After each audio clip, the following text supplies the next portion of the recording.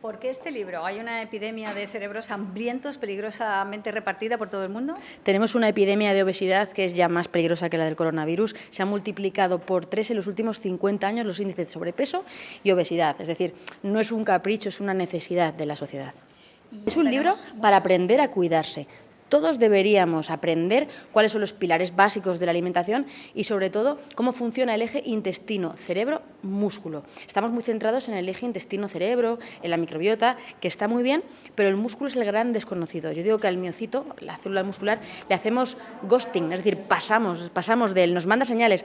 Cogemos la compra y nos cuesta, y nos manda una señal, pero bueno, ya me pongo otro día a hacer ejercicio. Subimos las escaleras y nos fijamos, pero ya me pongo otro día, ¿no? El músculo nos manda señales, pero no le damos cariño. Y bueno, pues establecimos el circuito del TRIS. ¿Qué es el TRIS? Ejercicios de fuerza para entrenar el tren inferior, que al final son las piernas y el glúteo, y el tren superior, que son los brazos. Y podemos hacerlo con herramientas tan sencillas como estas bandas elásticas. Estas bandas elásticas para ejercitar los hombros, para ejercitar los brazos, incluso nos pueden servir para tumbarnos en el suelo y hacer muchos ejercicios, nos ayudan cómodamente, de forma muy económica, vamos, yo lo hago en pijama, en mi casa, todos los días, a generar unos compuestos a los que yo llamo superquinas porque son una polipíldora natural. Es decir, tenemos que ver el ejercicio no solo como un quemador de grasas, no solo para vernos más guapos en el espejo, que eso está fenomenal, sino para generar vida. Esos compuestos, las superquinas que se generan en el músculo, viajan al intestino, estimulan las bacterias buenas, que a su vez generan compuestos buenos para el cerebro. Ahí tenemos el eje intestino, cerebro, músculo.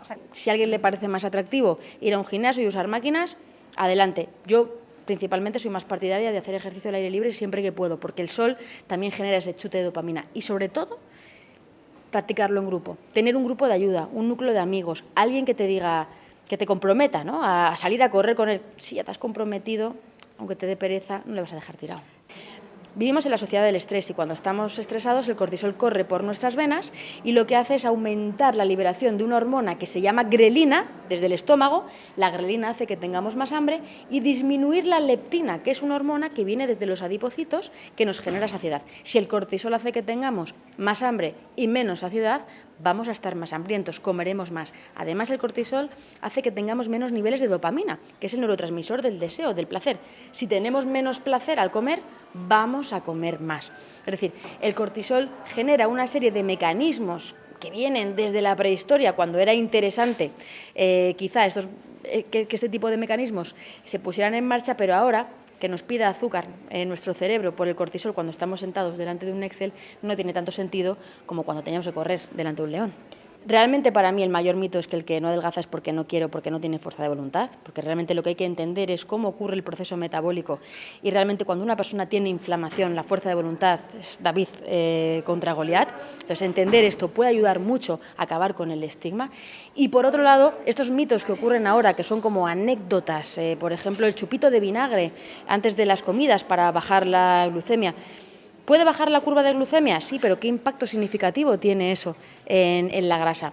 ¿No? O sea, realmente siempre con todos los mitos hay una patita de verdad, hay un estudio, hay que desconfiar de esos titulares de un estudio dice, no, un estudio no sirve para generar, no para generar una corriente. Realmente lo que necesitamos es un metaanálisis, qué dicen muchos estudios, qué dicen los estudios de Nueva York, con los de Madrid, con los de otros países del mundo y con eso hacer la evidencia.